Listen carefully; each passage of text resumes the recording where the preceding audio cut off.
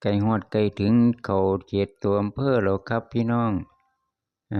มาถึงถนนเส้นหลักมุ่งหน้าตรงไปอำเภอน้ำโสมนะครับมาถึงเขตนี้ก็มีร้านขายร้านค้าร้านขายฝั่งขวามือส่วนมากจะเป็นขายพวกผลิตภัณฑ์ทางการเกษตรและพี่น้องเด้อขายปุ๋ยฝั่งขวามือส่วนมากจะเป็นลักษณะแบบนั้นฝั่งซ้ายมือก็เป็นบ้านคนปลูกแน่มีร้านค้าพร้อมคือกัน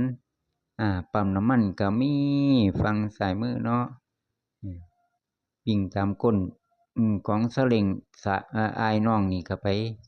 ท่าทางน่าจะเลี้ยวขวาแล้วนี่โอ้เลี้ยวขวาไปแล้วพี่น้องเลี้ยวขวาเข้าบ้านนาจารย์เฮาก็ตรงไปมุ่งหน้าตรงไปเข้าตัวอำเภอคือเก่าละเบิ่งการสัญจรไปมาของคนเฮาก็ต้องมีหน้าที่ในการงานไปการงานทำงานไปหน้าที่ของคนเนาะพี่น้องเนาะเป็นเรื่องธรรมดาวิถีชีวิตของคนในการดำรงชีวิตแต่ละมื้อแต่ละวันเพราะว่าท้องถิ่นใด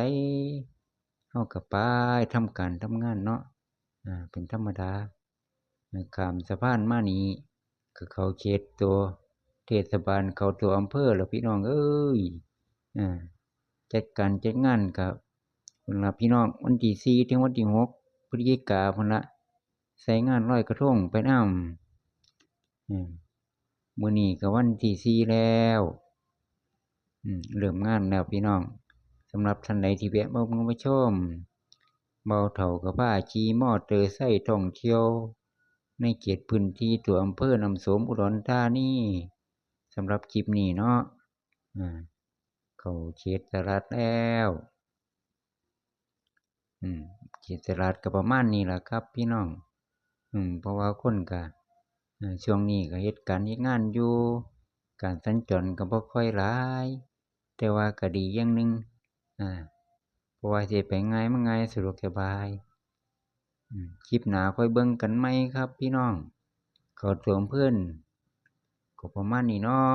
พบกันใหม่คลิปหน้าเด้อ